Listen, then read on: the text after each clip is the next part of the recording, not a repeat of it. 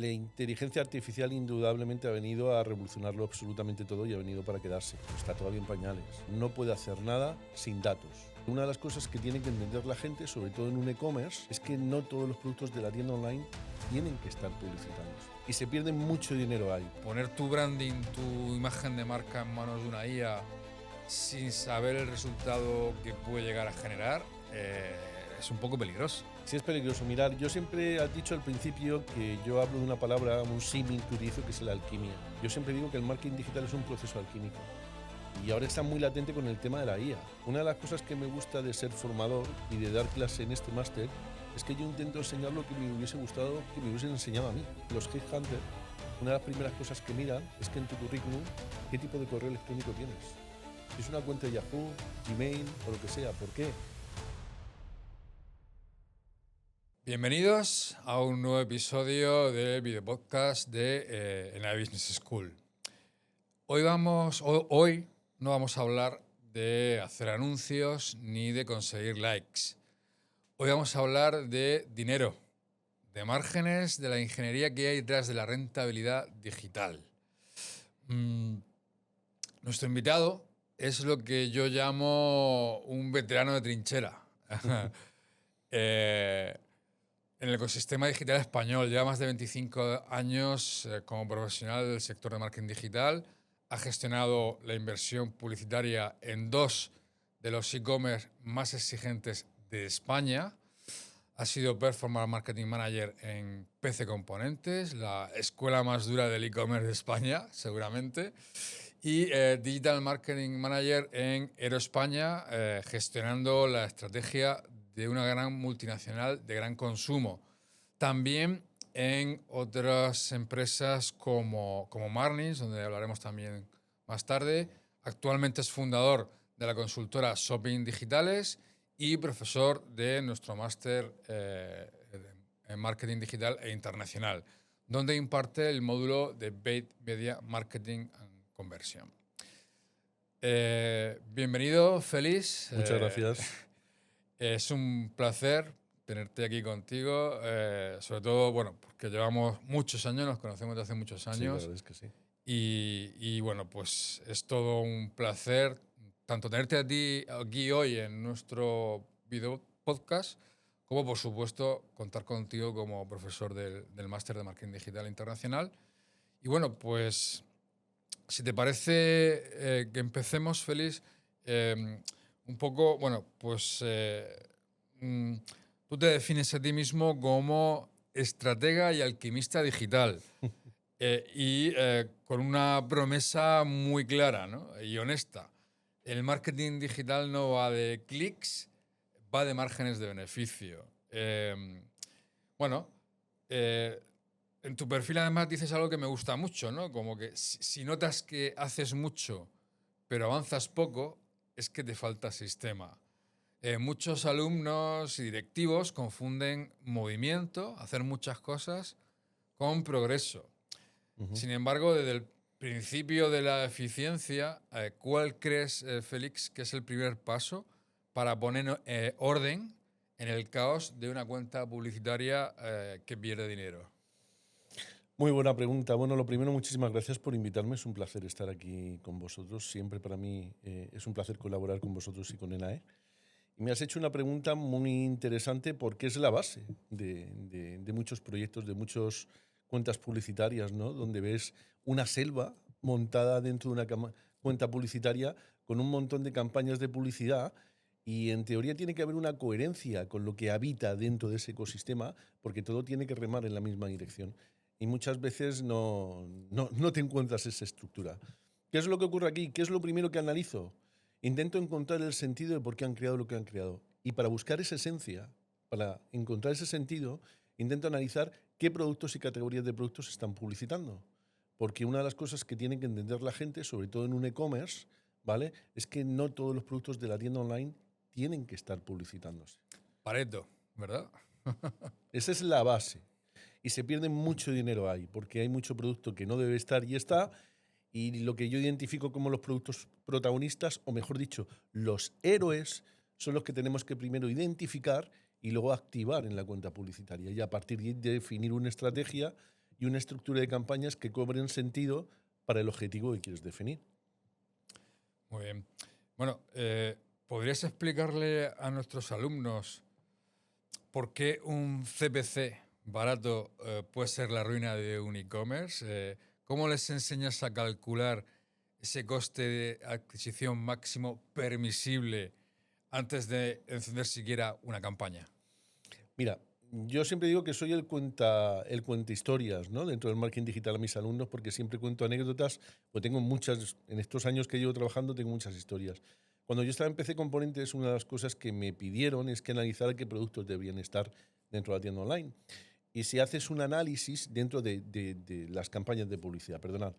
Y una de las cosas que yo llegué a analizar en un principio es que me di cuenta que los teléfonos móviles baratos, de gama media y baja, tenían un margen del 8%. Lo primero que se te viene a la cabeza es no puedes publicitar eso, independientemente del CPC, eso no va a tener rentabilidad, ¿qué es lo que debes de hacer? Yo lo que analizo es el ciclo de vida del cliente para entender si un CPC es caro o sobre todo si una rentabilidad en una campaña es cara o no. Yo terminé anunciando los teléfonos móviles baratos dentro de mis campañas de publicidad con un margen de 8, porque la compra inicial del móvil era muy baja, pero todos los accesorios que se compraban alrededor generaban un valor de carro medio muy alto y una rentabilidad superior al 25%. Entonces, tienes que analizar un poco qué arrastra un producto para poder definir si es rentable, no es rentable o cómo trabajarlo, o si ese CPC puede ser caro o barato.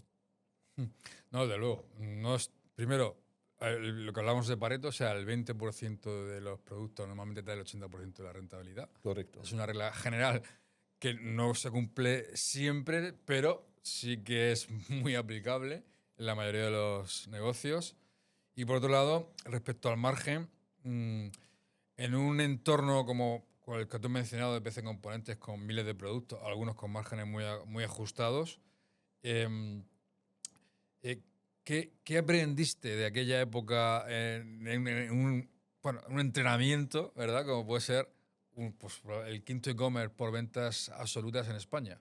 Ujú. ¿Qué aprendizaje sacaste ahí que pudieras compartir con nuestros alumnos? Que la calidad del dato es fundamental. Quiero decir, y sobre todo ahora que trabajamos con mucha inteligencia artificial y algoritmos, que si eso en otro momento hablamos, pero la calidad del dato es muy importante. Y la calidad del dato tiene que estar relacionada con el objetivo de conversión. Tienen que haber conversiones y para que hayan conversiones tiene que haber calidad del dato. Utilizando, ¿cómo calculamos esa o analizamos esa calidad del dato? Bueno, hay muchas métricas e indicativos, ¿no? Pero el CTR para mí es mucha gente que no lo tiene en cuenta o que dicen que ya no es tan importante, sigue siendo fundamental. Y otras métricas para tener en cuenta que esa calidad del dato existe en la cuenta. Y yo me di cuenta de que empecé Componentes una cuenta donde se gestiona una cantidad ingente de datos, hay que hacer mucho análisis para limpiar, para quedarte realmente con ese dato que vale, que cuenta. Y eso es muy importante. Totalmente. Bueno, de hecho, el CTR, la métrica que mencionas, a veces es un poco engañoso, ¿no? Sí, Porque puedes ver CTR espectaculares, pero cuando analizas el numerador y el denominador te das cuenta de que no son relevantes, ¿no? sí, pero tienes que mezclarlo todo, es como un cóctel, ¿no? Hmm. Luego tienes que ver qué palabras clave están realmente generando ese CTR y son palabras clave de conversión o gente que está curioseando, en qué parte del funnel te lleva cada palabra clave. Entonces es sumar distintos activos, pero de los primeros, el CTR primero te abre la puerta y luego vas a analizar al siguiente nivel, ¿no? Muy bien. Bueno, después de esa escuela de profesionales que es PC Componentes, una referencia, pasaste a Aero España, una Ujú, multinacional ujú, de la alimentación. sí.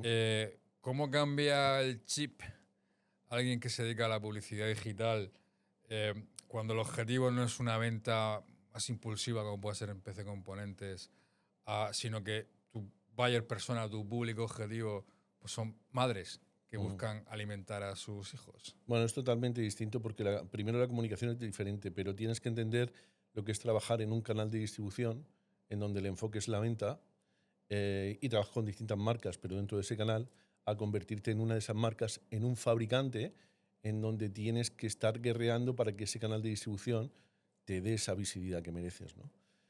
A partir de ahí me di cuenta que tenía que salir del entorno en el que estaba y que tenía que trabajar más una estrategia más global, quiero decir, un ecosistema digital.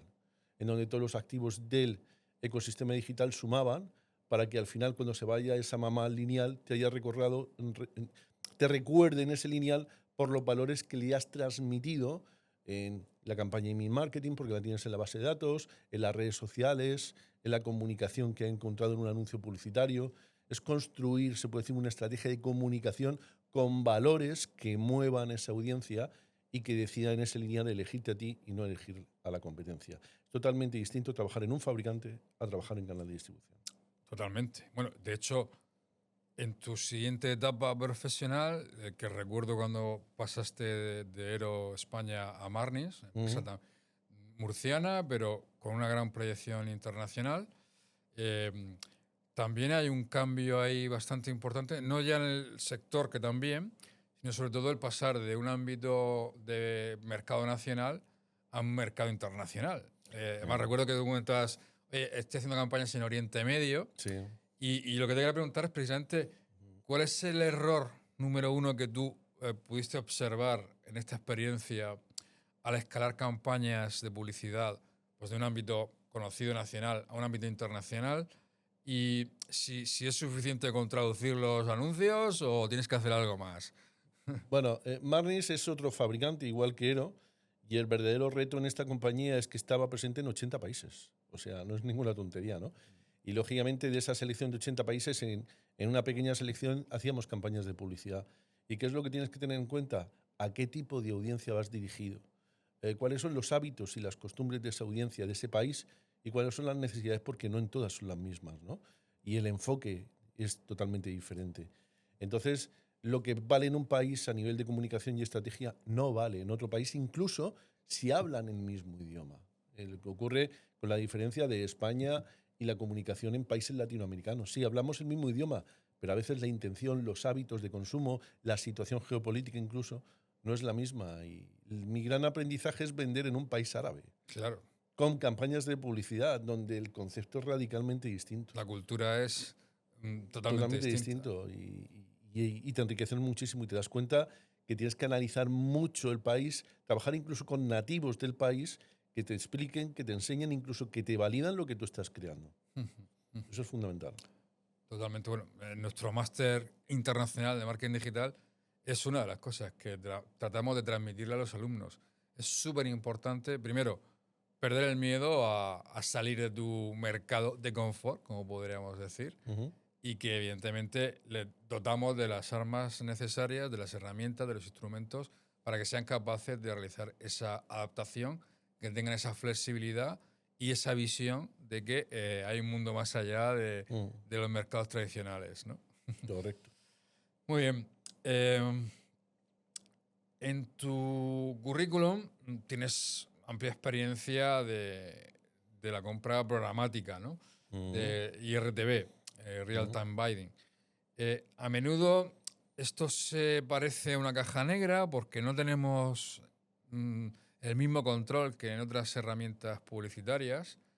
Y esto además se ha trasladado ya en las plataformas más importantes, como en el caso de Google, pues de las campañas de VMAX o Advantage Plus. ¿Crees que en este caso Google está acabando con la programática que conocemos todos hasta ahora? No, no creo que esté ocurriendo ni que vaya a ocurrir próximamente. La programática realmente tiene una serie de opciones que a día de hoy no las tenemos dentro de la plataforma de Google, porque dentro de la plataforma de Google, lógicamente, es un ecosistema que no se puede comparar con la programática, ¿no? La programática lo que nos permite es una capacidad no solamente de segmentación a nivel de audiencias muy, muy potente, sino también poder seleccionar espacios muy premium, ¿vale? Y Google no nos permite decir quiero aparecer en este header de este sitio y a un tipo de audiencia muy selectiva, incluso a nivel demográfico, que la programática sí te lo permite. La programática es importante cuando quieres atacar audiencias específicas. Por ejemplo, en Ero teníamos que ir a mamás embarazadas y que incluso a veces estaban en un rango de embarazo, un periodo de 3 a 6 meses, por ejemplo. Eso solamente se puede hacer con programática a día de hoy. Claro. O sea, Google, la tecnología puede ser similar, pero el alcance... No es tan exacto. Claro. No, para coger esos volúmenes tan grandes y además esos activos tan sumamente de calidad que nos hace falta, la programática sigue siendo un activo en ese sentido. ¿vale? Muy bien. Bueno, mencionas que has trabajado con feeds de productos en shopping, sobre todo, ¿verdad? Google Shopping. Correcto. Para mí, tú lo has mencionado antes, la calidad de los datos es fundamental en cualquier tecnología, todavía más con el tema de la inteligencia artificial. Y suele ser además el activo más infravalorado. Damos por sentado que los datos están ahí, a nuestro alcance, que tienen calidad, y luego cuando realmente te pasas al mundo profesional te das cuenta de que la realidad es muy diferente, ¿no? Aquello que dabas por sentado realmente no es así. ¿Podría darnos un ejemplo técnico de cómo optimizar un feed de productos para mejorar su rentabilidad? Ahora voy a hacer una cosa que no sé si debería hacerla, pero la voy a hacer, que es, parece que voy a vender el máster de marketing digital, pero es que es así. O sea, una de las cosas que me gusta de ser formador y de dar clase en este máster es que yo intento enseñar lo que me hubiese gustado que me hubiesen enseñado a mí. Y una de las cosas que tú me estás diciendo aquí, sobre todo en el feed de productos, mucha gente se enfoca en crear una campaña de Pimax con feed de productos o una campaña de shopping, pero no se va a la esencia, que es en dónde está el feed de productos, ¿no? En Merchant Center. Y nadie intenta averiguar cómo funciona Merchant Center y qué funcionalidades o herramientas nos ofrece Merchant Center para optimizar el feed. Y yo voy a comentaros un truco que enseño en el máster de marketing digital. Enseño cómo funciona Merchant, no solamente a montar campañas de shopping, pero les explico a los alumnos que hay que entender cómo busca la gente las cosas, porque está muy bien que aparezca el nombre del producto, pero por medio de un filtro que podemos poner en Merchant también podemos decir que aparezca la categoría o la subcategoría. Si detectamos que en esa tipología de producto la gente también tiene el patrón de incluir la categoría o subcategoría. Por ejemplo, comprar móviles baratos Samsung. Pues ahí poner la categoría e incluir la categoría o subcategoría móviles baratos amplía el volumen de búsqueda de calidad y nos ayuda a aumentar el número de conversiones. Ese tipo de tips son bastante interesantes y ayudan mucho a alcanzar el objetivo. Desde luego. Desde luego. Bueno, de hecho, hilando un poco esto, ¿tú qué consejo podrías darle a nuestros alumnos, potenciales profesionales, que quieren empezar su carrera? ¿Les recomendarías tratar de trabajar en agencia llevando 20 cuentas a la vez de paid media o trabajar in-house con un proyecto en el que pueda trabajar con profundidad, con foco? ¿Qué le recomendarías tú? Esta pregunta es bastante importante, ¿vale? Yo recomiendo que encuentren un sitio donde realmente vayan a aprender, independientemente de que sea una agencia o sea una empresa final, ¿de acuerdo? Donde tengan in-house el departamento. A mí me gusta más el concepto de agencia, aunque parece que yo he estado trabajando en grandes compañías. Yo empecé trabajando en una consultora del año 2000 al 2005, por eso ahora mismo me dedico a la consultoría, porque me enamoré del mundo de la consultoría, ¿no?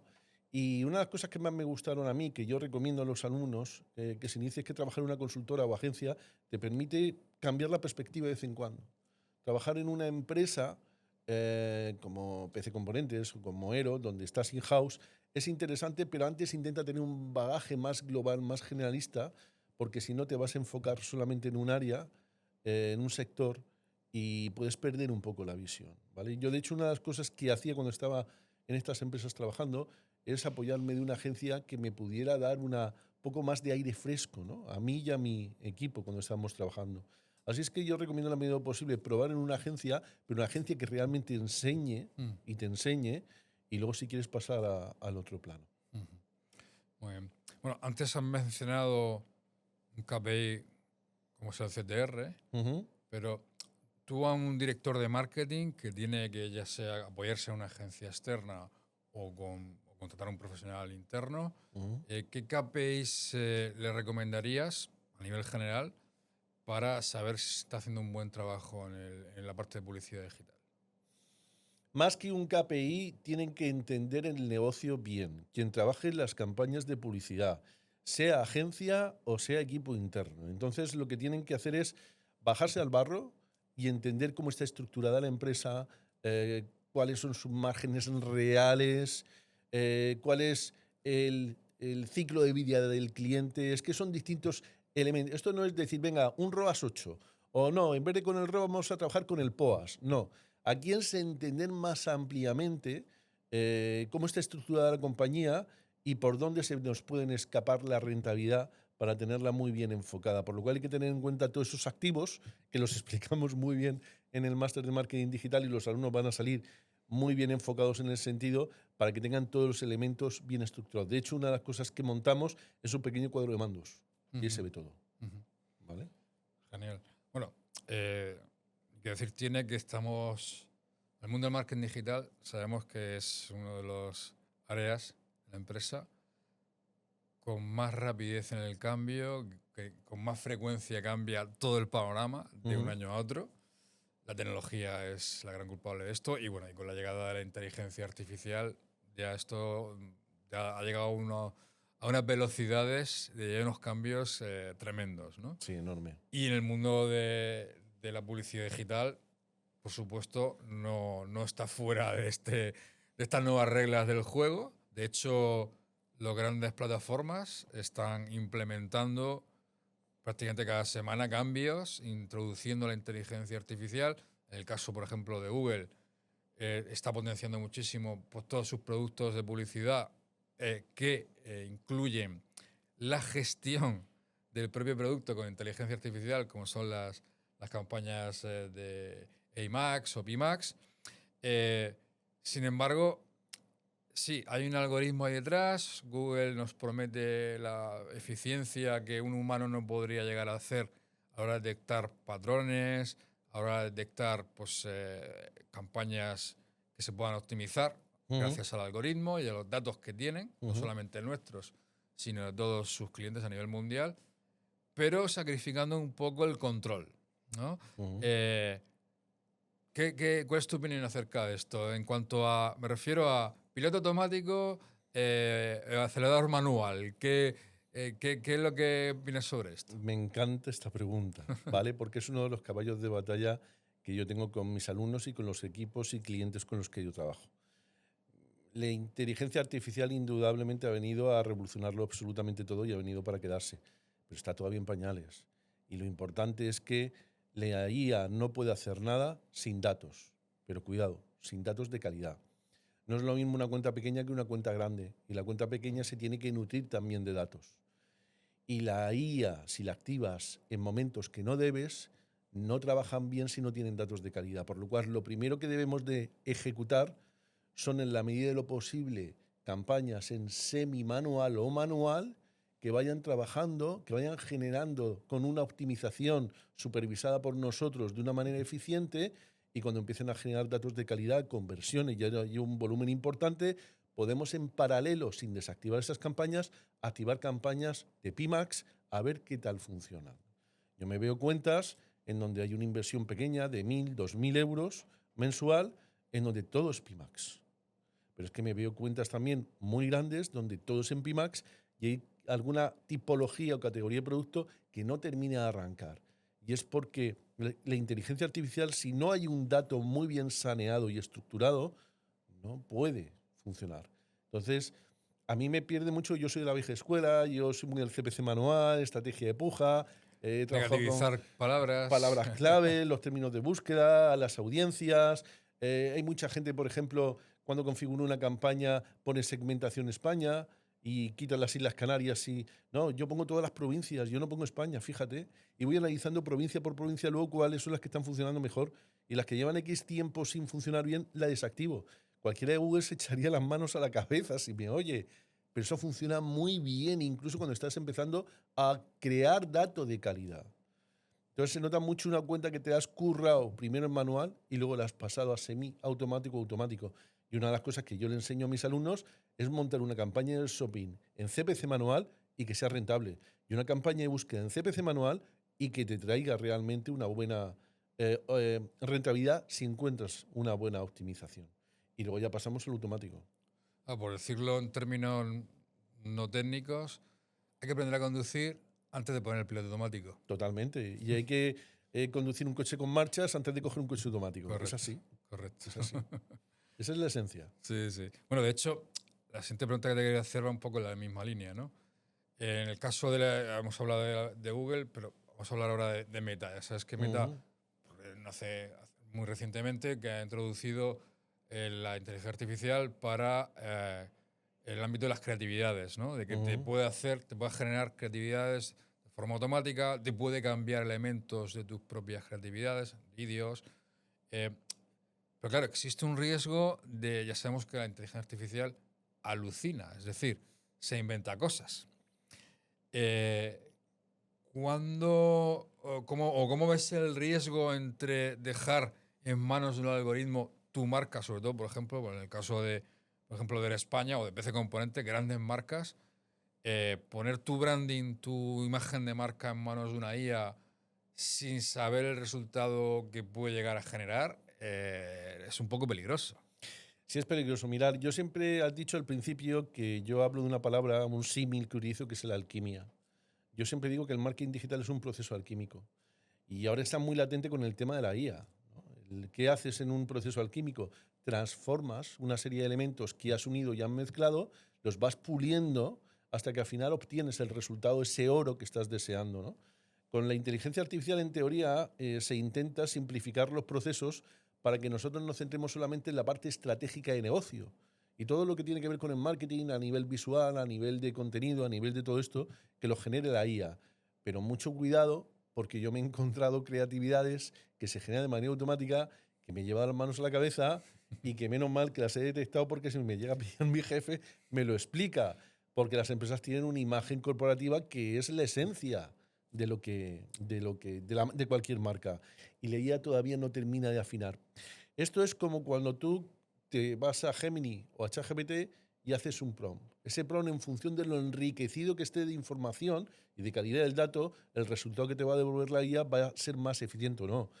Pues esta IA de las campañas de publicidad, pues las cuentas publicitarias, mejor dicho, lo que trabaja es con referencias, ¿vale? Con información que van obteniendo de manera aleatoria, y tú puedes nutrir también con un prompt, pero si ese dato que tú le llevas no es el suficientemente eficiente, se le puede ir la cabeza y te puede salir por cualquier sitio, y llevemos mucho cuidado con esto. Es verdad. O sea, la IA está genial como ayudante, Es pero un complemento. no podemos dejarlo al frente No. y menos su supervisión. O No, sea, tenemos que estar ahí y nosotros generar esa mezcla en ese proceso alquímico para que la IA nos ayude a depurar las impurezas de todo lo que mezclamos para quedarnos con la esencia, ¿no? claro, bueno, de hecho, Meta ha sacado Andrómeda también recientemente, en el sentido ya no de creatividades, sino de hacer segmentaciones de audiencias. Todo en Eh, automático. ¿Tú crees que es muy o más o menos peligroso dejar que sea la máquina quien elija a quién va a mostrar tus campañas? Vamos a ver, tenemos que saber en dónde estamos. Me explico. Google Ads o el ecosistema de Google es muy distinto al ecosistema de Meta. Y sí que es cierto que a ver si me va a matar alguien por lo que voy a decir, pero es en lo que yo creo fervientemente, que Meta, los algoritmos funcionan mejor en muchas ocasiones que en Google. ¿A qué es debido? A la calidad del dato es más eficiente en Meta que en Google. ¿Por qué? Y sobre todo a nivel de audiencia. Porque en Meta todo el mundo está logueado dentro de una app, que desde el móvil se mete a su cuenta de Instagram, su cuenta de Facebook, incluso en otras redes sociales ocurre exactamente lo mismo, en TikTok también. Por lo cual, la gestión en automático de las audiencias en Meta es más efectiva que los algoritmos cuando trabajan las audiencias en automático en Google, porque en Google no siempre el usuario está logueado y en muchas ocasiones es un anónimo, por lo cual hace que el algoritmo no funcione tan bien. Aquí sí que voy a romper una lanza sobre la IA y los algoritmos, en donde cuando trabajamos la selección de audiencias en abierto en Meta, si trabajamos una buena comunicación muy bien estructurada, ayudamos a que funcione bien en automático esa segmentación, ¿no? Claro, de audiencias. hay que ayudar. Pero por eso. Hay que ayudar a la máquina a decirle, esto es lo que quiero, busca más de esto. Que es lo que me ha funcionado. Correcto. El ejemplo, ¿no? Correcto. Incluso, bueno, ¿hasta qué punto crees que es importante, en el caso de Meta, nutrirlo o conectarlo con el CRM que tenga la empresa para poder pasarle esos datos de clientes y que busque clientes similares o audiencias similares a esos clientes? Es muy importante, y además los lookalikes se generan con más eficiencia con esa data del CRM que podamos tener, ¿no?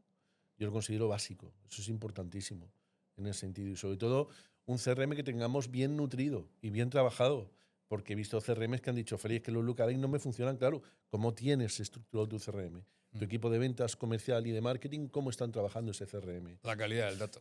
Es que Es la clave. así, y que la gente piense que siempre tiene que haber un trabajo manual, holístico, ahí, digámoslo así, con mi esencia, para que luego nos lleve a buenos resultados esa parte automática. Todo va concatenado. Es una suma del trabajo manual y el trabajo automático. Pero el automático sin el manual previo no va a ningún sitio. No, justo a eso iba. Con la IA generativa creando imágenes, creando copies de anuncios, haciendo gran parte del trabajo que hasta hace muy poco tiempo tenemos que hacer manualmente. Ujú. A día de hoy, con todo lo que ya hace bien, en 2026, ¿cuál es el valor, según tu opinión, Ujú. inigualable del humano que la IA no puede hacer en el ámbito de la publicidad digital?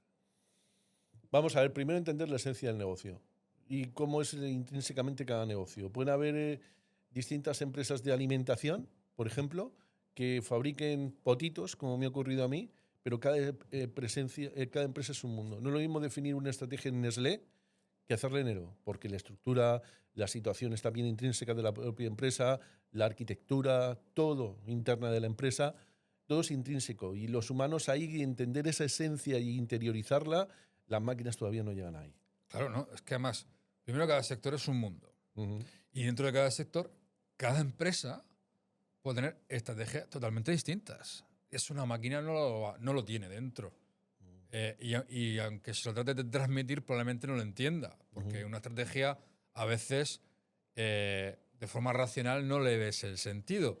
Pero sí que lo tiene, ¿no? O, no sé, podemos ir, por ejemplo, desde poner precios de venta a precio de coste para que a nivel de rentabilidad sería incluso pérdidas. Sin embargo, detrás de esa estrategia puede haber una ocupación del mercado, expulsar a la competencia para que una vez que lo has expulsado tú puedas volver a subir precios y quedarte con Y sea todo el rentable. nicho, ¿no? Eso probablemente una máquina no puede llegar a entenderlo en una primera fase, ¿no? La inteligencia artificial trabaja en base a parámetros. Todo lo que tiene que ver con la informática trabaja en base a señales y parámetros. No deja nada a la casualidad. Nosotros le damos un poco ese punto de sal de vez en cuando en donde improvisamos, donde tenemos esa esencia humana que la máquina nunca va a tener, ¿no? Y es lo que nos diferencia y lo que nos hace que lo humano sea perfecto dentro de un mundo, ecosistema imperfecto. Y siempre tenemos que apostar por ello también. Totalmente. Bueno, Félix, última pregunta. Si tuvieras que contratar a un junior Sí. para tu consultoría hoy, ¿qué pregunta técnica le harías? Una de las cosas que siempre digo a mis alumnos es que cuando no es exactamente lo que yo preguntaría, sino algo que me ha llamado mucho la atención y he visto en los departamentos de recursos humanos que buscaban a alguien para trabajar conmigo en mi equipo dentro del marketing digital, es que la gente de los headhunters, una de las primeras cosas que miran es que en tu currículum, ¿qué tipo de correo electrónico tienes?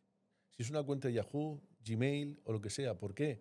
Porque para entrar a todas las herramientas de Google tienes que tener una cuenta de Gmail. Entonces lo primero que se analiza de un candidato o candidata es qué tipo de correo tienes. Y si no es de Gmail, muchas multinacionales y empresas ni te llaman. Fíjate la tontería, ¿no?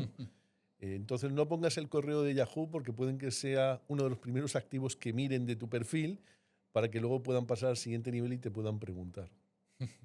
Desde luego, bueno, todavía recuerdo yo empresas que me daban correos de Hotmail.